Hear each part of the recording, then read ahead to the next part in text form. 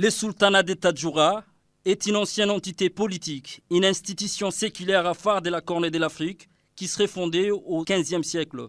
Il s'est situé dans la partie nord-ouest du territoire devenu en 1977 la République de Djibouti. Le sultanat de Tadjoura est un mode de fonctionnement politique et social des affaires de la région de Tadjoura.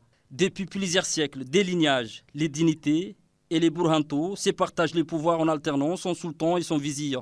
Ces pouvoirs s'appuient cependant sur les conseils des sages représentant l'ensemble des tribus, les Miglis, d'Ebn Kouirima.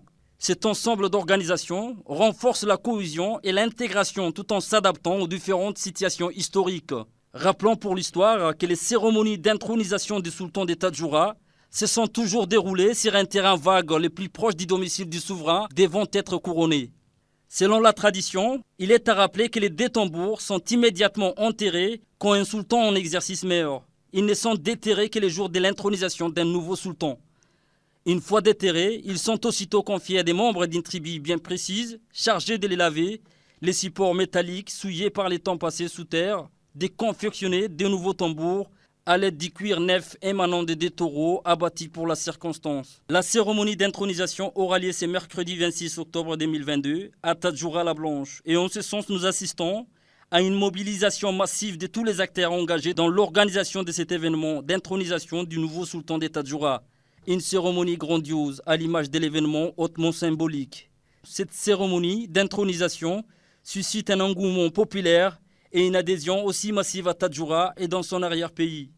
Rappelons que durant ces semaines, la ville blanche a abrité plusieurs réunions susceptibles de rassembler tous les acteurs engagés dans l'organisation de la cérémonie, mais aussi des grandes personnalités venues du monde entier pour participer à une histoire qui s'écrit en participant à cette journée d'intronisation d'un nouveau sultan de Tadjoura, une journée qui a tout son sens pour les Afars, un peuple millénaire.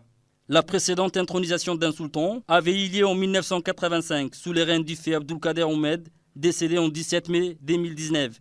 La cérémonie des deuils qui a vu la participation des autres autorités du pays qui ensemble ont lu la Fatiha et rendu un vibrant hommage en sa mémoire. Après 2 ans de deuil, nous assisterons à une cérémonie d'intronisation de grande envergure du 34e nouveau sultan en la personne d'Ali Habib Ahmed.